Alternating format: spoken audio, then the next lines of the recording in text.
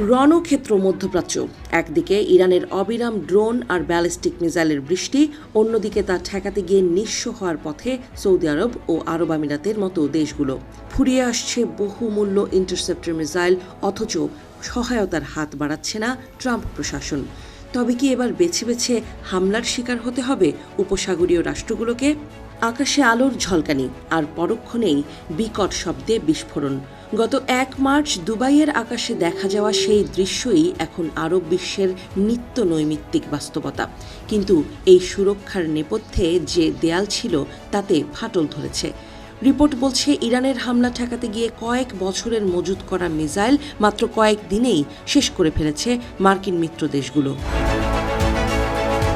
পরিসংখ্যান বলছে ভয়াবহ এক যুদ্ধের চিত্র। যুদ্ধ শুরুর পর থেকে কেবল সংযুক্ত আরব আমিরাতকেই ধ্বংস করতে হয়েছে ২৪১টি ব্যালিস্টিক মিসাইল এবং প্রায় ১৪০০ ড্রোন। বাহরাইনের আকাশেও হানা দিয়েছে শয়ে শয়ে ইরানি মরণাস্ত্র। প্রতিটি লক্ষ্যবস্তু ধ্বংস করতে খরচ করতে হচ্ছে অন্তত ২টি করে ইন্টারসেপ্টর।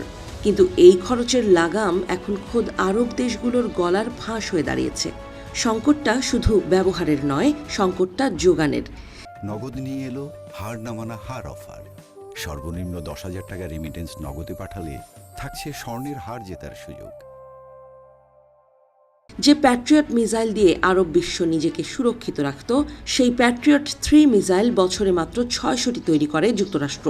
অথচ গত কয়েক দিনে তার চেয়েও কয়েক গুণ বেশি মিসাইল ব্যবহার করে ফেলেছে জর্ডান থেকে ওমান পর্যন্ত বিস্তৃত দেশগুলো। সবচেয়ে নাটকীয় মোড় নিয়েছে ওয়াশিংটনের ভূমিকা। মিডল ইস্ট আইয়ের দাবি, ট্রাম্প প্রশাসনকে বারবার জরুরি ভিত্তিতে অস্ত্র সরবরাহের অনুরোধ জানালেও মিলছে কেবল নিস্তব্ধতা। অভিযোগ উঠেছে নিজেদের মিত্রদের এক প্রকার স্টোন ওয়াল তুলে আটকে রেখেছে হোয়াইট হাউস। বিশ্বজুড়ে অস্ত্রের এই হাহাকারে অসহায় বোধ করছে তেল সমৃদ্ধ দেশগুলো। অস্ত্রের অভাবে এখন বদলে যাচ্ছে যুদ্ধের কৌশল। জানা গেছে এখন আর সব মিসাইল আটকানোর বিলাসিতা দেখাচ্ছে না উপসাগরীয় দেশগুলো, বরং তারা এখন বাধ্য হচ্ছে সিলেক্টিভ বা বাছাই করতে। জনবসতি বা গুরুত্বপূর্ণ তেল স্থাপনা লক্ষ্য করে আসা মিসাইলগুলোই কেবল আটকানো হচ্ছে, বাকিগুলো হয়তো অজানার লক্ষ্যেই ছেড়ে দেওয়া হচ্ছে।